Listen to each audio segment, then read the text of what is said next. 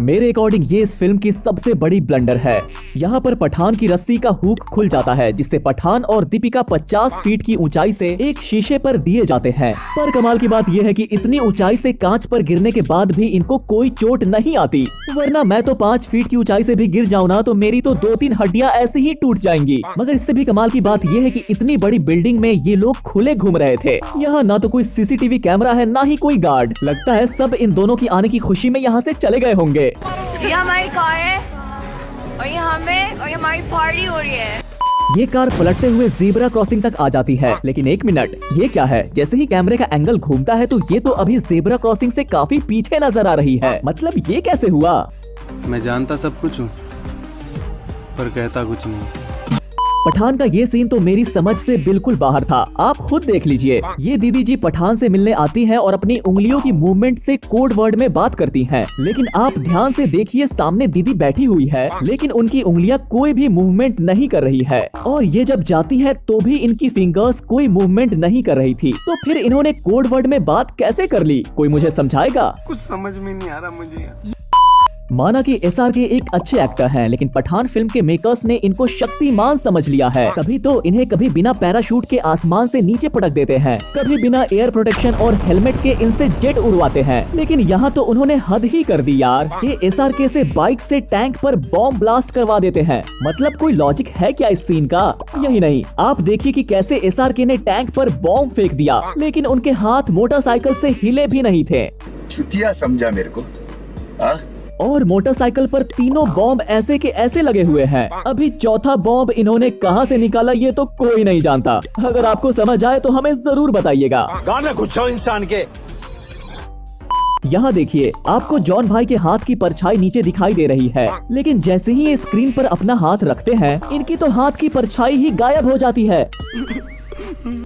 अभी हम देख सकते हैं कि दुबई की ये रोड पूरी भरी हुई है, लेकिन जैसे ही जिम अपनी गन लेकर आता है तो एकदम से ये रोड खाली हो जाता है। और यही नहीं, अभी सामने की गाड़ी में 2 गार्ड बैठे नजर आ रहे थे, लेकिन जिम के तगड़े सेवेज को देखकर ही गाड़ी भी खाली हो जाती है। इसका मतलब जादू है जिम भाई साहब में। भाई हैकर है, हैकर। वैसे हाइट के लंबे छोटे होने से कुछ नहीं होता, लेकिन ये तो सब जानते हैं कि शाहरुख की हाइट जॉन से कम है। लेकिन जैसे ही SRK किक मारते हैं तो ये जॉन से काफी लंबे निकल जाते हैं। अरे भाई, लगता है रातों रात इन्होंने हाइट बढ़ाने की दवाई खाई है।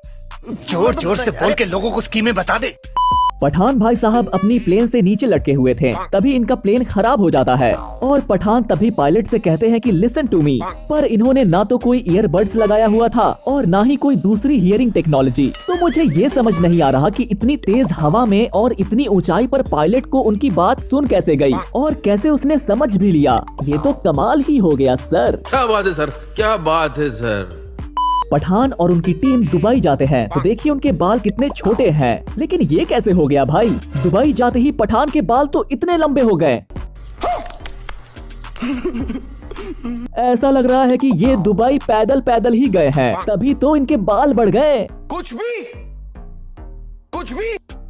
जब पठान जिम का पीछा करते हुए बाइक से जा रहा था तो इन दोनों के बीच में ज्यादा गैप नहीं था, लेकिन जैसे ही कैमरे का एंगल घूमता है तो एकदम से उनके बीच में बहुत सारा गैप आ जाता है। अब ये कैसे हुआ भाई? असंभव! भाई, अगर मुझसे कोई पूछे ना कि इस फिल्म का सबसे ज्यादा इलॉजिकल सीन तुम्हें कौन सा लगा तो मैं इसी को कहूंगा। आप खुद देख लीजिए, ये दोनों स्कूल डाइविंग करते हुए आसमान में उड़ते फिर रहे हैं और कहीं पर भी शीशे तोड़कर घुस जाते हैं, लेकिन इससे ना तो इन्हें कोई चोट लगती है और ना ही इन्हें पैराशूट की कोई जरूरत महसूस होती है। इन्हें देखकर तो पैराशूट कंपनी सोचती होगी मैं क्या करूं, फिर जॉब छोड़ दूं?